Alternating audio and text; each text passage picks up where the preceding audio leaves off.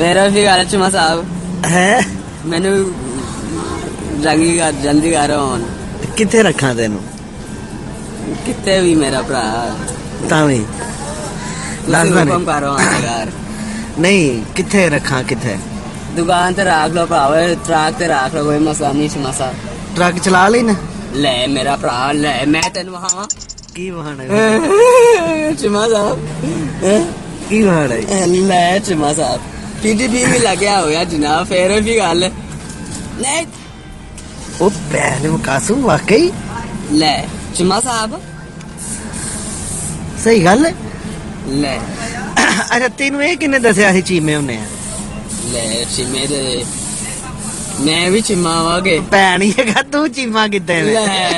ना भी सुन ले ए वाटिया नाल काम कर के मैं लाए था मसा ते नहीं है कि ना था चिमा मैं ते नहीं है चिमा मैं अच्छा दस इन्ना नु जरा तू कौन है मैं हां मैं खोसा वा नहीं खोसा तो तू है मैं मेरा ख्याल है ये तेरी रात ही लथी नहीं है ना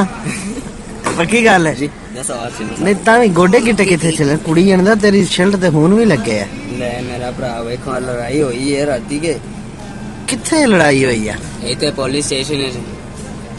मैं नाच के निकल गया सही गल हां नहीं तो शर्ट दे गिर चुके ना था उथे की होए नहीं है चाकू तो नहीं बजे नहीं खुदी भैन दी नहीं नाल चाकू बजे मैनू इथे साउथ अफ्रीका दे बजे हां